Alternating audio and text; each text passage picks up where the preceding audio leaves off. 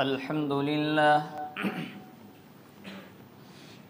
لله نحمده ونستعينه ونستغفره ونؤمن به ونتوكل عليه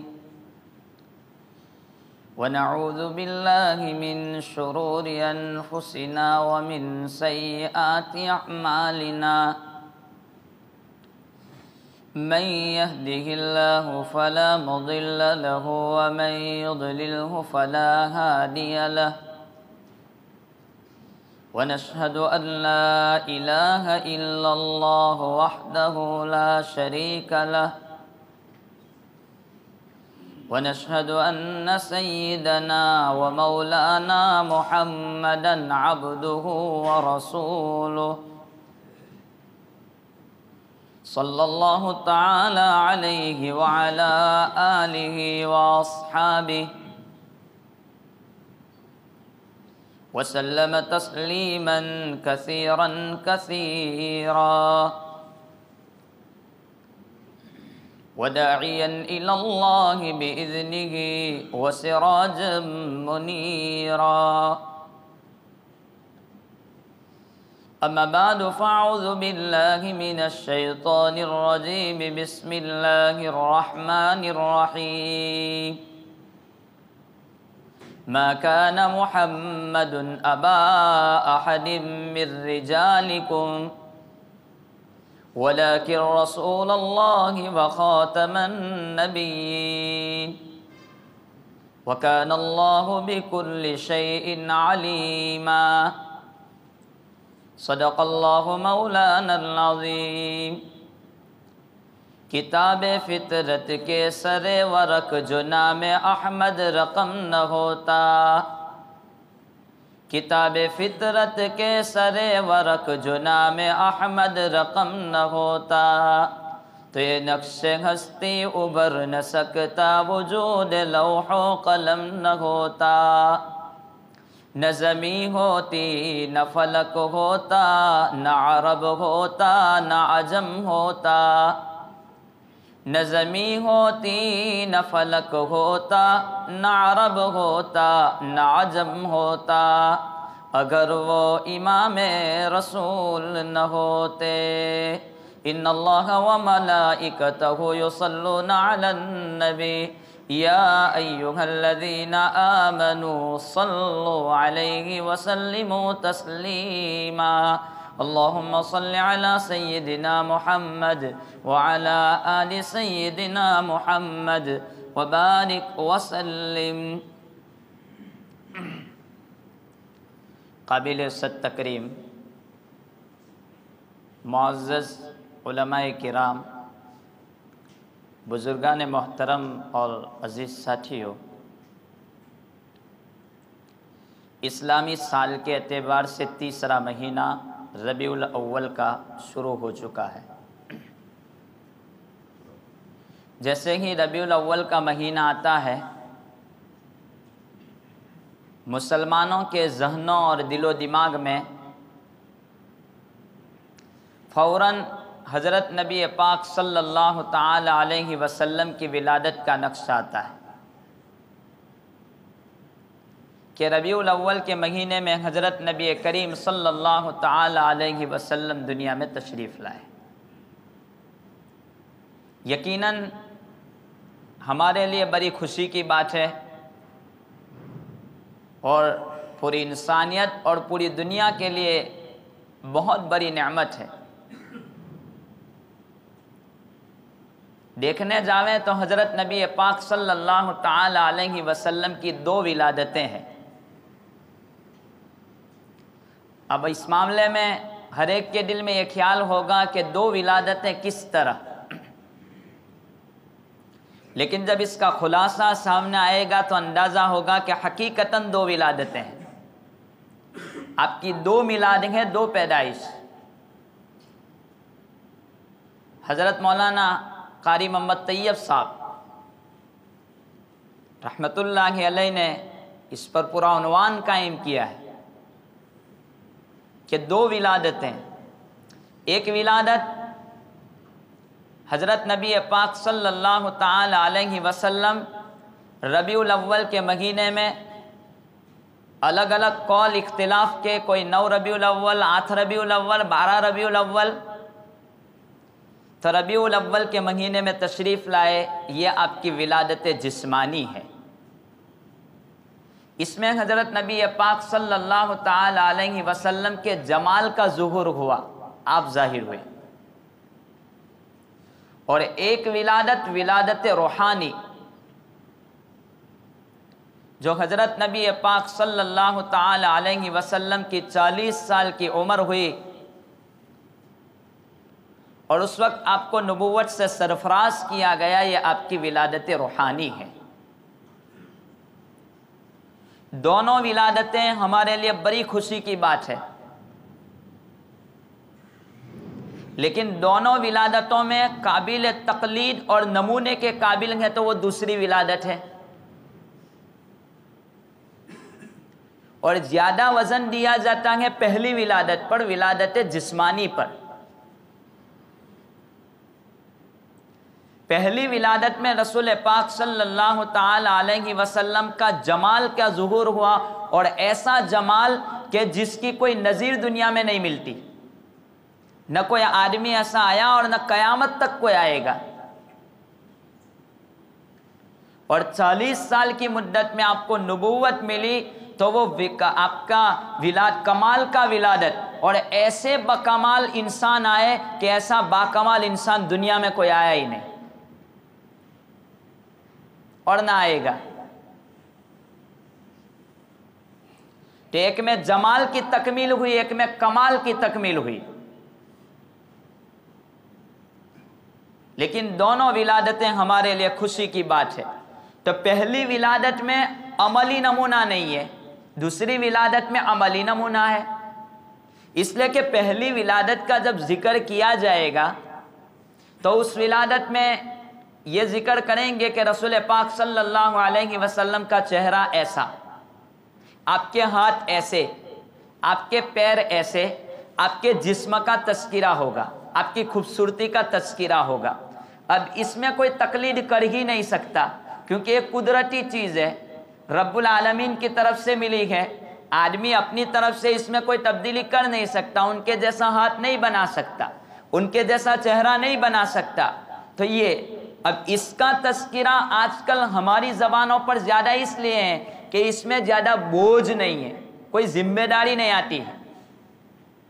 اور دوسری ولادت روحانی، اس میں تقلید ہے، اس میں ہمارے اوپر بوجھ ہے کہ میرے نبی نماز کیسی پڑھتے تھے، میرے نبی روزہ کیسے رکھتے تھے، حج کیسی کی، اللہ کے رسول زکوٰۃ کیسے ادا کرتے تھے۔ اس میں عملی نمونہ ہے، اس میں پیروی کرنا ہے، اس لیے یہ تذکرہ بھی بہت زیادہ ضروری ہے حضرت نبی پاک صلی اللہ تعالی علیہ وسلم کا۔ حالانکہ علماء نے دونوں چیزوں کو ذکر کیا، صحابہ نے ان حدیثوں کو جمع کیا جس میں حضرت نبی پاک صلی اللہ تعالی علیہ وسلم کے جمال کو بیان کیا گیا۔ دونوں چیزیں، دونوں کا ذکر ہمارے لیے عبادت ہے۔ حضرت علی رضی اللہ تعالیٰ عنہ فرماتے ہیں کہ نبی پاک صلی اللہ تعالی علیہ وسلم جیسا جمیل آدمی، ایسا خوبصورت آدمی نہ دنیا میں نے دیکھا اور نہ میں دیکھوں گا اور نہ کوئی آئے گا۔ حضرت ابو ہریرہ رضی اللہ تعالیٰ عنہ بیان فرماتے ہیں کہ ایک مرتبہ رسول پاک صلی اللہ تعالی علیہ وسلم رات کے موقع پر مسجد نبوی کے صحن میں بیٹھے تھے، اور آپ کے جسم پر یمنی چادریں تھیں، اور اس وقت رسول پاک صلی اللہ علیہ وسلم کے لیے یمن سے چادریں آیا کرتی تھی۔ تو یمنی چادریں، جو چادر ہوتی تھی، آپ ایک اوپر پہنتے تھے ایک نیچے، اور یمنی چادروں میں سرخ کنارے ہوتے تھے ڈھاڑیاں، اور کسی چادروں پر کالی ڈھاڑیاں ہوتی تھی جو بہت خوبصورت لگتی تھی۔ تو رسول پاک صلی اللہ تعالی علیہ وسلم وہ پہنے ہوئے بیٹھے تھے، 14ویں رات کا چاند تھا۔ ابو ہریرہ فرماتے ہیں کہ میں اس منظر کو دیکھتا ہوں چاند کو دیکھتا ہوں، میرے نبی کو چہرے کو دیکھتا ہوں، دونوں کی تطبیق کرنا چاہتا ہوں، دونوں کا خلاصہ کرنا چاہتا ہوں، لیکن مجھے کوئی فرق، اخیر میں میری نگاہ چاند سے ہٹ گئی اور دنیا والے چاند رسول اکرم صلی اللہ تعالی علیہ وسلم پر میری نگاہ رک گئے۔ اخیر میں نے فیصلہ کر دیا کہ میرے نبی کے سامنے چاند کی بھی کوئی حیثیت نہیں ہے۔ تو خوبصورتی کا عالم تو یہ، بلکہ ایک مختصر چیز تمہید کے طور پر ذکر کروں اور حضرت نبی پاک صلی اللہ تعالی علیہ وسلم کی خوبصورتی کی بات بیان کریں۔ حضرت نبی پاک صلی اللہ تعالی علیہ وسلم بیان فرماتے ہیں کہ اللہ رب العالمین نے آدھا حسن پوری دنیا کو دے دیا، آدھے حسن میں پوری دنیا آدھی خوبصورتی میں، اور آدھی خوبصورتی حضرت یوسف علیہ السلام کو دے دی۔ اب آدھی خوبصورتی کا کیا نظارہ؟ حضرت یوسف علیہ السلام کا مختصر واقعہ قرآن نے لمبا واقعہ ذکر کیا ہے، لیکن جس کی طرف مجھے اشارہ کرنا ہے بطور تمہید، اگلی بات کو سمجھنے کے لیے اس کو مجھے ذکر کرنا ہے کہ حضرت یوسف علیہ السلام بہت خوبصورت تھے، اور زلیخا کا وہ واقعہ کہ وہ اپنی طرف کھینچتی تھی حضرت یوسف کو، تو ایسے وقت میں حضرت یوسف علیہ السلام تو بچ گئے، لیکن اب مصر کی تمام عورتیں بیگمات وہ بھی رسول پاک حضرت یوسف علیہ السلام پر فدا تھی، اور وہ بھی چاہتی تھی کہ یوسف ہمارے کنٹرول میں آ جاوے، لیکن وہ تو ایک بادشاہ کے گھر میں رہتے تھے، تو اب یوسف کو اپنی طرف کیسے لا سکیں، کوئی بہانہ نہیں تھا۔ تو اب انہوں نے تانا دینے شروع کیے زلیخا کو کہ زلیخا تو عزیز مصر کی بیوی ہے، بادشاہ کی بیوی ہے، اور تو ایک غلام کے ساتھ یہ کام کرتی ہیں، اپنی طرف کھینچتی ہیں، یہ کسی طرح مناسب نہیں ہے۔ اب یہ تانے روزانہ کے سننے، تو حضرت زلیخا نے کہا کہ انشاءاللہ اس کا جواب مل جائے گا۔ قرآن کریم نے اس کو ذکر کیا، وَقَالَ نِسْوَةٌ فِي الْمَدِينَةِ امْرَأَةُ الْعَزِيزِ تُرَاوِدُ فَتَاهَا عَن نَفْسِهِ قَدْ شَغَفَهَا حُبًّا، کہ تو اس کی محبت میں ایسے ہو گئی، لیکن اب اس کا جواب بھی ضروری تھا۔ تو زلیخا نے ایک کام کیا کہ ایک دعوت کی، دعوت میں تمام عورتوں کو بلایا اور شاہی دسترخوان بچھایا گیا، وہاں پھل فروٹ رکھا گیا، اور پھل فروٹ رکھنے کے بعد تیز چھڑیاں رکھی گئی۔ یوسف کو حکم دیا کہ اب آپ باہر مت آنا، جس وقت میں کہوں اس وقت آپ باہر آئیں گے۔ زلیخا نے جب تمام عورتوں کو کہا کہ اب چھڑیاں لو اور پھل کاٹ کر کے کھانا شروع کرو، اتنے میں حضرت یوسف کو کہا کہ اب باہر تشریف لے آئیے۔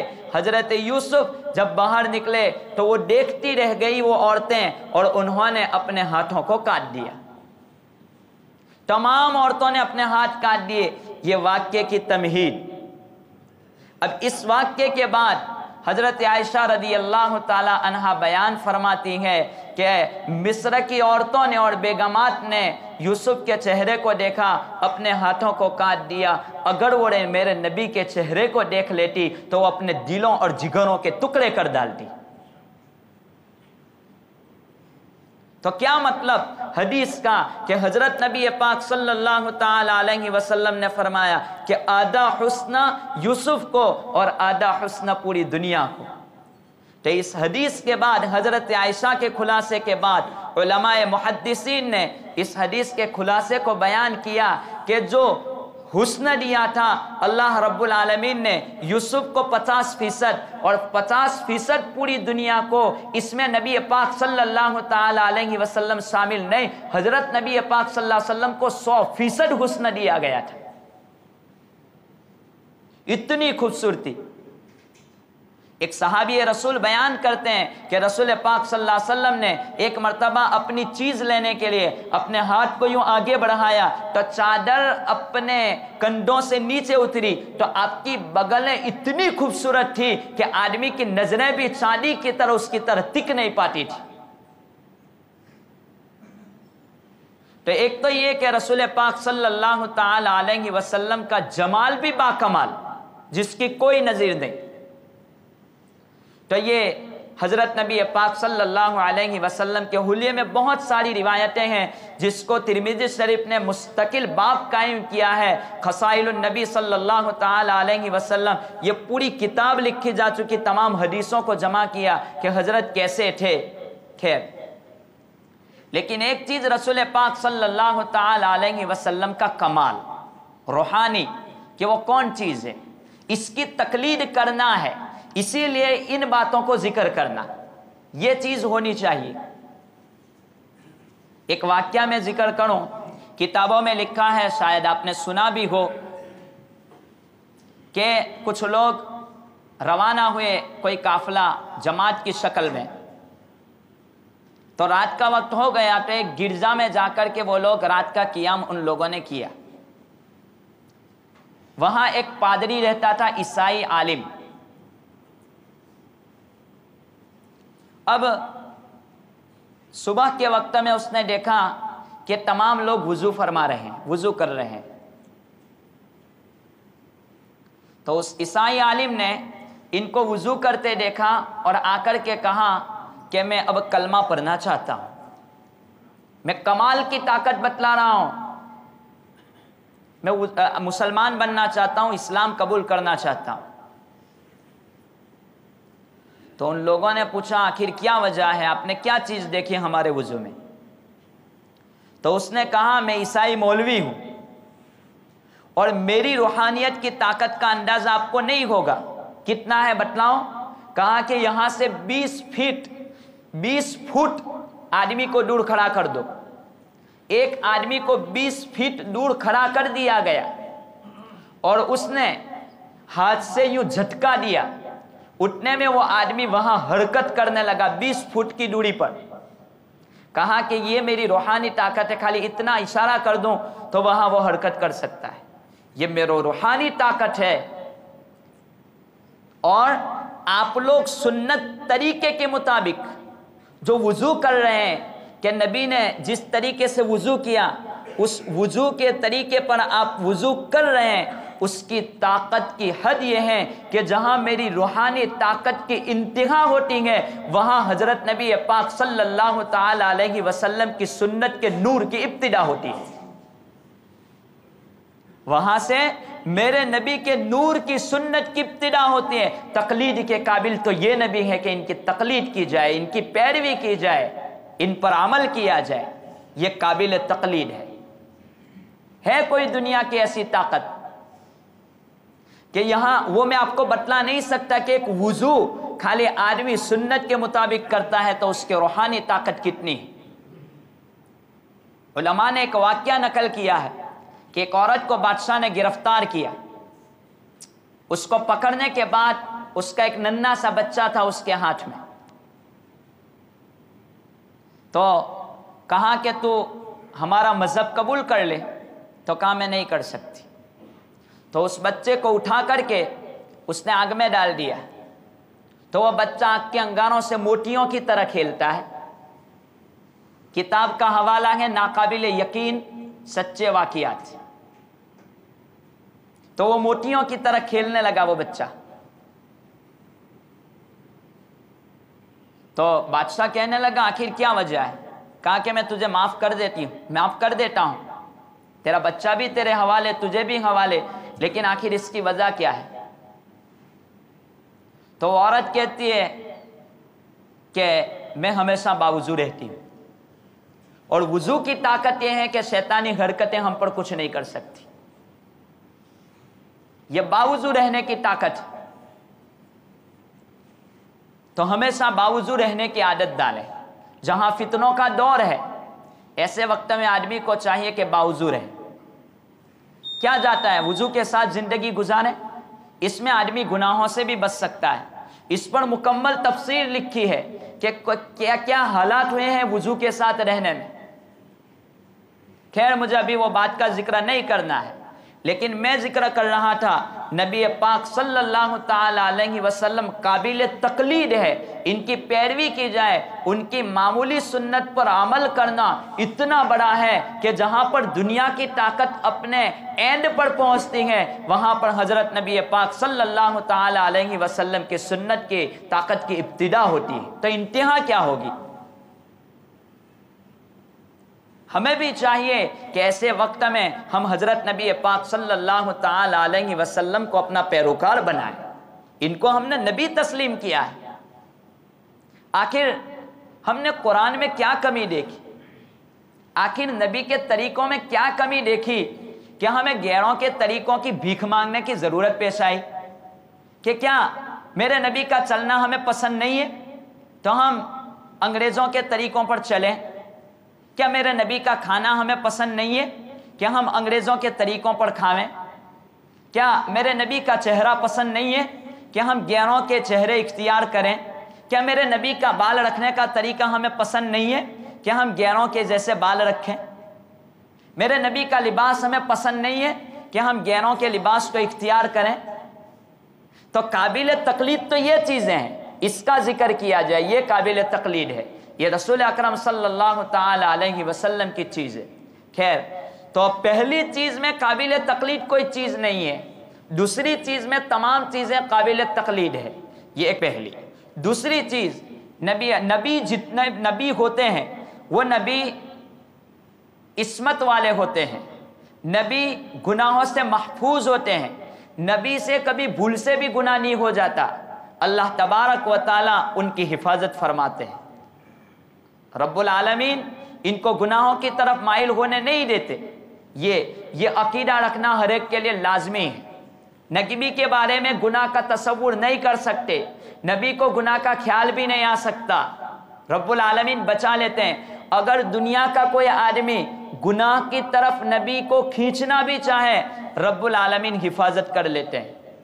حضرت یوسف علیہ السلام بادشاہ کے دربار میں بند ہے، زلیخا نے اپنی طرف کھینچنا چاہا، حضرت یوسف علیہ السلام ایک کمرے میں بند ہے، اب نکلنے کا کوئی راستہ نہیں ہے، حضرت یوسف نے اپنی نگاہ آسمان کی طرف اٹھائی، رب العالمین نے نظام بنایا کہ ان کے والد محترم جو نبی ہے حضرت یعقوب علیہ السلام، ان کا چہرہ ان کو آسمان میں نظر آیا کہ وہ چہرے میں اپنے دانتوں میں انگلیاں دبائے ہوئے ہیں، یہ اس بات کی علامت ہے کہ یوسف جس کام کے لیے عورت تجھے بلا رہی ہے وہ غلط کام ہے۔ تو یہ اشارہ تھا افسوس کی طرف، حضرت یوسف سمجھ گئے کہ یہاں سے مجھے بھاگنا ہے، چنانچہ نکلتے چلے گئے، دروازے کے لاک ٹوٹتے چلے گئے، حضرت یوسف باہر آ گئے اور رب العالمین نے اس طرح حفاظت کی کہ بچا لیا۔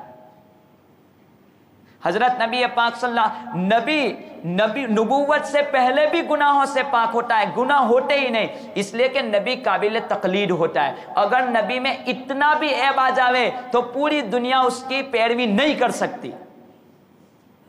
اس کا مطلب یہ ہے کہ نبی کے علاوہ اگر کوئی آدمی گناہ کر لے تو اس پر آدمی کچھ کہہ نہیں سکتا۔ آج کل کیا ہوتا ہے، نبی قابل تقلید ہے، اس کا مطلب یہ کہ نبی سے تو گناہ نہیں ہوتا۔ اگر آج کیا معاملہ ہو چکا ہے، اگر کوئی بزرگ، کوئی اللہ والا، کوئی مولوی، اگر اس سے کوئی گناہ ہو گیا تو ایسے وقت میں ہم کہتے ہیں کہ فلاں مولوی یہ کام کرتا ہے تو میرے لیے اجازت ہے۔ مولوی قابل تقلید نہیں ہے، قرآن قابل تقلید ہے، حدیث قابل تقلید ہے، نبی کی زندگی قابل تقلید ہے۔ وہ مولوی قابل تقلید ہے جو قرآن اور حدیث کے مطابق عمل کر کے دکھلاوے۔ اب جب ان سے یوں کہا جائے کہ آپ مولوی کی طرف اشارہ کر کے تو یوں کہتے ہیں کہ فلاں مولوی گناہ کرتا ہے تو ہمیں کرنے میں کیا حرج ہے، تو ایک مولوی تہجد میں اٹھ کر کے نماز بھی پڑھتا ہے تو اس کی تقلید کیوں نہیں اس کی تقلید کیوں؟ فاوت الاسلام قرار دیا اپنے لیے، جہاں من کی بات آوے وہاں عمل، اور جہاں جس امام کے مولوی کی تقلید کرنے میں تکلیف ہے وہاں پر سو سے نکال دو۔ تو نبی قابل تقلید ہوتا ہے، اس لیے اس میں کوئی گناہ نہیں ہوتا۔ حضرت نبی پاک صلی اللہ تعالی علیہ وسلم فرماتے ہیں کہ ایک مرتبہ نبوت سے پہلے مکۃ المکرمہ میں قریش کے کسی خاندان میں شادی تھی۔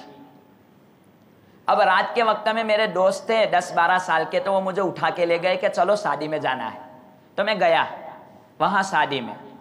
اب رات کے وقت میں مجھے معلوم نہیں تھا کہ شادی میں اتنی عیاشیاں ہوگی، تو مزامیر اور ڈھول تاشیں وہ تمام چیزیں شروع ہو گئی، مجھے تو معلوم نہیں ہے کیا ہوا۔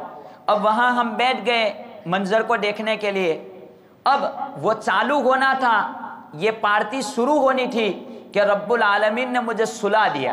صبح میں جب مجلس ختم ہوئی تو میری آنکھ کھلی، لوگ کہنے لگے کہ رات کو بہت مزہ آیا، لیکن وہ پوری رات کیا ہوا وہ مجھے پتہ ہی نہیں ہے۔ حضرت نبی پاک صلی اللہ علیہ وسلم فرماتے ہیں کہ اللہ تبارک و تعالی نبی کو گناہ سے ارادہ بھی ہو جائے تو بھی بچا لیتے ہیں۔ اب وہ تو نبوت سے پہلے تھے، 10-12 سال کی مدت میں تو بچہ کھیل کودنا ڈھونڈتا ہی ہے، چلے گئے، لیکن رب العالمین نے یہاں پر حفاظت فرمائی کہ تو آگے چل کر کے قابل تقلید ہوگا، لوگ تیری طرف رجوع کریں گے، تو ایسے کام میں نہیں آ سکتا۔ تو جب نبوت سے پہلے ایسی چیزوں سے روکا تو نبوت کے بعد جب ہم جس کا کلمہ پڑھا ہے تو ہم ایسی باتوں میں کیسے تقلید کر سکتے ہیں جو غیروں کے طریقوں پر ہو؟ باتیں بہت ساری ہیں، انشاءاللہ آئندہ اللہ تبارک و تعالی ہمیں کامل پیروی کرنے کی توفیق عطا فرمائے۔ ربیع الاول کا مہینہ ہے، سب سے بڑی چیز کہ ہمیں نبی پر درود پڑھنا چاہیے، نبی پر درود پڑھتے رہیں صلی اللہ تعالی علیہ وسلم، چلتے پھرتے نبی پر درود پڑھیں، استغفار کی پابندی کرتے رہیں، اللہ کا شکر ادا کرتے رہیں، اور اس نیت کے ساتھ بیان اور چیزیں سنیں کہ ہم اس میں جو چیز میرے لیے ہوگی قابل تقلید اس پر میں عمل کرنے کی کوشش کروں گا۔ اللہ رب العالمین ان باتوں پر ہم سب کو عمل پیرا ہونے کی توفیق عطا فرمائے۔ آمین وآخر دعوانا الحمدللہ رب العالمین۔